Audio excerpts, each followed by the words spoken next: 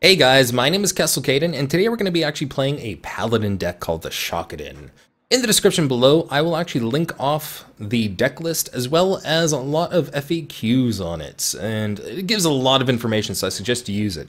This isn't necessarily a cheap deck, it costs around 3,000 dust, mostly for the Leroy, and a couple of other things here and there, but it is a good deck, and it's a fast deck, it's a rush deck. It has a lot of low-cost minions, a lot of low HP minions. However, that's the beauty of it. It's strong against a lot of popular meta decks like the Miracle Rogue or Handlock. Even Token Druids and Zoos are fairly fair against this deck. It is weak against an aggro mage. If this is more of a frost mage, I've actually won quite a few matches with that, and I don't know if I like that. Because this is just going to get pinged. So let's just hope for something brand new on that one. Nada. Well, Divine Shield, and then turn 2 I can do that. If I'm so inclined of doing so. Which, hey, why not? Let's do it. So that'll give 3 attack, he'll waste mana on that. And then he'll have 2 targets to go for, although then he'll probably just attack the Abusive Sergeant, but by then I will go Wolf Rider on the next turn after that. Let's see what he does. There are a lot of combinations in this deck. I mean, in some cases you can do like 12 damage, and that includes Leroy and Blessings of Might, which are actually kind of useful. I could give him 2 targets. No, you know what? I'm going to do this, and then next turn I'll do that, or go from there, utility-wise. Let's just go for this. He still hasn't popped the Divine Shield, so that could be a problem for him. At this point, I'd actually be kind of curious which one he goes for, because as far as he knows, I could have another one of Abusive Sergeants. I hope you like my invention. Alright, cool. I'm just going to ignore that, I hope you don't mind. Or I could just do this. One shot. And again, this deck has a lot of utility in a lot of cases where you can actually do quite well. Mind you, because this is a mage, because of all these are 1, like, health, it's very susceptible to a lot of the AoE that the mage has. And I mean a lot of things that the Control Warrior, Control Shaman has as well. I mean, Lightning Storms and Cleaves, oh my. You guys get the idea. However, as you can see, this is actually a fairly aggro deck. He's already down to 22, and he's just fireballing. So I don't think he has an answer for that. Oh, wait, Cone of Cold? Nope, he doesn't have an answer for that this turn, which means he gets another 4 to the face. Well, 7 to the face, actually. And, oh my, maybe not. Okay, so he has 1, 2, 3, 4, 5, 6 cards. I have 2 after I get rid of this. I'm going to draw 4 cards for 3 mana. That is impressive. Give a minion 3 attack. I'm going to stick that onto the Divine Shielder, which is amazing value. Truly amazing. Let's go for that. Now we deal 6 damage. So we lost 1 damage potential, but now this is a 4-1 with the Divine Shield. He can't necessarily get rid of it unless he silences it. But even so, next turn we also have, again, give a minion attack 3 and also deal 2 damage on Death Rattle. We have a Stealth minion, which is kind of useful. And also a charge. We're actually in a fairly good shape, and this kind of gives you an idea. Now, this could very well be a Frost Mage, so there could be some very big combos coming up, which this deck might not be able to handle very well, but it looks like he doesn't have an answer for it. I could be wrong. What's he doing? Am I seriously going to be able to add an extra 3 damage to this thing?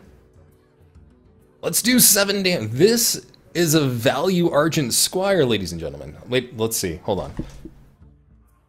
What's he dropping? Come on, bad company. Oh, okay, so he's freezing.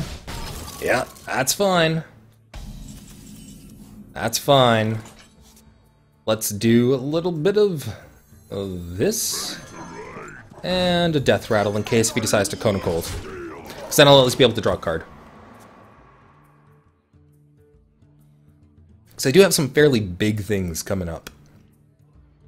Alternatively, I could have actually done a Leper Gnome to take some of that damage down, but I have a feeling he's going to do Cone of Cold or some kind of AoE. I mean, again, these are 1 health cost. Yeah, freeze all enemies. Oh, so this is a freeze mage. Looks like he's trying to combo up. But I don't know if this is going to do very well against such a rush deck, basically. I don't think it's very well equipped to deal with this type of a rush anyway. Let's leave it at that. The light protects me. Because, I mean, yes, he can just keep on sending me, like... Oh, well, he could do Blizzard right now. Blizzard is an issue, but it'll give me a draw. It'll give me a deal 2, so he'll be down to 8. I can then do something with this. We'll find out. Blizzard? Blizzard, yep. Okay, so this is kind of like a standard Frost Mage that's in the current meta. But this is not going to help him much right now. And 2 damage, he's dead. So there you guys have it. I'm still at 30 health. This is against a Frost Mage. Frost Mages are actually fairly popular and important in the current like ranked meta. So I'll say well played. And go from there. Justice demands retribution. So in all honesty, this gives you an idea of the amount of utility and the synergy that comes with this deck. It's fairly good, guys. It's as simple as that. I don't know what else I can tell you. So again, we got that. We won 3 games, blah, blah, blah, blah, blah. Anyways, so what I'm going to do is actually go over the actual deck list. Now, again, on my main account, I've gone pretty far into the ranked... I think I'm in like rank 8 right now. I'm going down, but... In July, what I think I'm going to do, rather than actually just getting the card backs and having fun with this Kestalkayden account, I will actually think I'm going to try to go for Legend. I might actually try to record some stuff. But, okay, so the cards. It's time for the cards, right? You guys want to know about the cards and why I have such cards. Well, Blessing of Might, you saw how important that was. That dealt so much damage in this game that... That Argent Squire and Blessing of Might was a great combination. Generally, you'd want to wait until you get things like Leroy Jenkins, and then you can Blessing of Might and do 12 damage on turn 6. However, I mean, we didn't get a Leroy. We didn't get a Leroy, and that was fine. So we just used it on what we could, and we were at 30 health by the end of it. We didn't even have a chance to use our Guardian of Kings or anything like that. Or our Truesilver Champions, but we'll get into that in a minute. Argent Squires, again, very useful if you land them on the attack, or land them on a minion that's about ready to attack. It does a lot of extra damage, very good on getting rid of some of the bigger monsters, or bigger minions, I should say, for a decent amount. Again, keep in mind that these are ping bait for, you know, mages, and against aggro mages, this could be actually kind of a bad deck. However, as you saw against a freeze mage, I rushed him down to the point where he didn't even have a chance to do his ice barriers, or, you know, his ice blocks, or his frost spears. Ice spears? I forget. I haven't done a frost mage in a while. I need to go back to a frost mage. Anyway, okay, so Elven Archers, again, good, and good utility. I mean, it's a 1/1 drop for 1. Good. However, it's a buffer, and the idea is to rush them down and just overwhelm the opponent. And that's what we did. And, you know, that extra 1 damage can actually be quite useful in certain situations where you want to try to line things up, especially if it comes to things like, you know, Consecration, which we didn't even have a chance to play. Imagine if we had a chance to play that, but there were no minions for it, so... Leper Gnome. This actually probably won us the battle. I almost decided not to put Leper Gnome down, but because of the Leper Gnome and the Avenging Wrath combo, we did 8 damage on that last turn. It was kind of neat. Sometimes you just kind of want to throw these minions down, and they do well. Mind you, you don't want to overextend yourself because that could be dangerous, especially for AoE. Just keep that in mind. I wanted to do that in case we actually did get Avenging Wrath or a Leroy combo. So that was the main reason why I wanted to do that. Anyways, Worgen Infiltrators, you saw me play them, I believe. The ability to actually put down a stealth unit on turn 1, and then even have a chance to buff it, or, you know, do whatever to it, it's actually kind of useful. Worgen Infiltrators are probably one of my favorite cards in this deck. Just being able to drop them on turn 1 is very good. Basically. But yes, even if you do Blessing of Might, that's a 3 damage, you'd be able to trade that with a Senjin. So that's basically a 1 and a 1 to get rid of a 4. It's kind of useful. Or 4 or 5? Senjin. You guys know what I mean. Anyways, equality. You didn't have a chance to actually see this, but these are actually fairly important in this deck. I love them, but you got to use these cards wisely. Especially in combination with things like Consecration. They're a great deal. They're a great value. Especially when dealing with things like Ramp Druids. When, you know, they have like Iron Barks and a whole bunch of other stuff.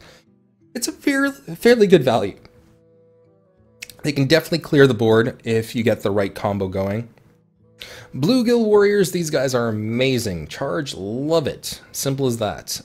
Get an early aggression on at the very beginning.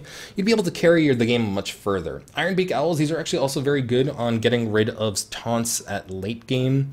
And you just want to like pound through. So if, you know, they bring in an Ironbark, you have a couple monsters, you have enough to maybe kill the Ironbark, but hey, you can just Ironbeak and just go for the face for an extra amount of damage, and then the Ironbark can't really do anything. Unless you're low on HP, then so be it. But this is very good on a lot of certain situations, especially with a lot of aggro decks and lots of taunts. You guys get the idea. And I mean, in all honesty, even against a Miracle Rogue, you can silence, you know, your Gadgetzon Auctioneers or your Van Cleefs. Like, I went up against, I think it was a, what, 12-12 Van Cleef, I silenced it. The rogue conceded. Anyways, okay, so Loot Hoarders, also very good, draw cards. Sometimes they're just put down a card, get a draw card. Simple as that. However, sometimes you have a chance to attack with them, which is extra value. Divine Favor, you saw what this did. We got a whole bunch of cards, and we have 2 of them in this deck, so you can actually draw a fair amount of cards. And this actually synergizes very well, seeing as you have a lot of 1 and 2 drops, and 3 drops. I mean, you can get a lot of value out of this, and next turn be able to drop down so much more and just overwhelm the opponent again, which is great. That's the whole point of this deck. The Shockadin Deck. I mean, it's amazing. Simple as that. Same thing with the Cold Light Oracle. Although a bit of a double-edged sword because it draws 2 cards for your opponent as well, that also, again, could potentially synergize the next turn or after with Divine Favor, depending on how you do it. Or if you do it in the very late game, you can Cold Light, get rid of a couple cards, and also do maybe a Divine Favor as well, and get even more cards for another turn. You guys get the idea. Wolf Rider, same thing with Bluegill. Wolf Rider was useful in this game. A Truesilver Champion, again, quite useful. We have 2 of these in here. Use them. Simple as that. Again, you have to be aware of the Ooze or Harrison Jones, or things that get rid of your weapons. There's, I think, also a Pirate that does, and a few others, I think, but you guys get the idea. Consecration, also very good. It's your only AoE, so use it wisely. Personally, I like to use it in combination with Equality, or unless there's a whole bunch of like low minions and I can just Consecration without Equality, so be it. Hammer of Wrath, also very good, just to ping certain monsters. It's 4 mana cost, but you also get a draw card out of it. And it coupled with Equality, you can just target exactly what you need to do to get rid of, let's say, an Ironbark, for example. You guys get the idea. Hammer of Wraths are useful. Same with Leroy Jenkins. And again, with Leroy Jenkins, you can have on turn 6 a 12 damage combo with Leroy. Simple as that. On turn 8, for example, you can have a 14 damage. Turn 9, you guys get the idea. Actually, you probably have more of that because of the abusive sergeants, but that's only if you want to really kind of get everything going in one little basket, which isn't necessarily as useful as you think.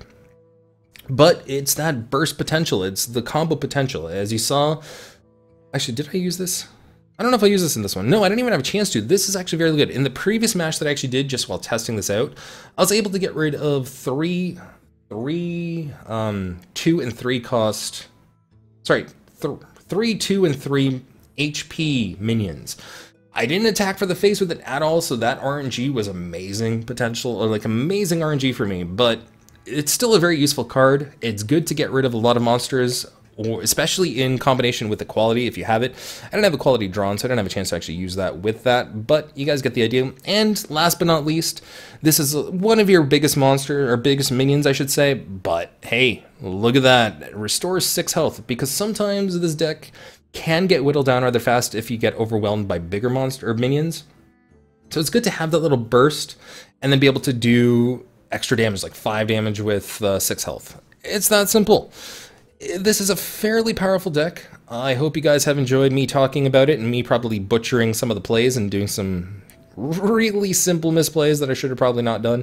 But you guys saw what this is capable of against a Frost Mage, which is probably one of the more popular things in ranked meta currently. So he didn't even have a chance to go through some of his stuff, and I think that's the idea behind this.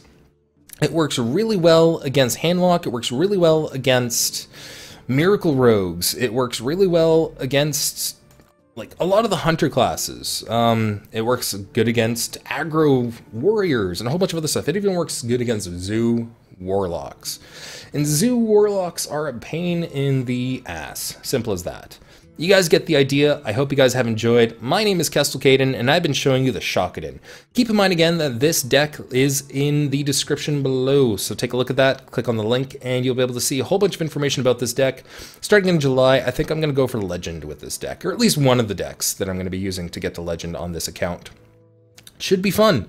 I might even document all the battles. We'll see. Anyways, guys, I hope you have enjoyed. Leave a comment down below, subscribe to my channel, leave a like on the video, and don't forget the most important part, have fun.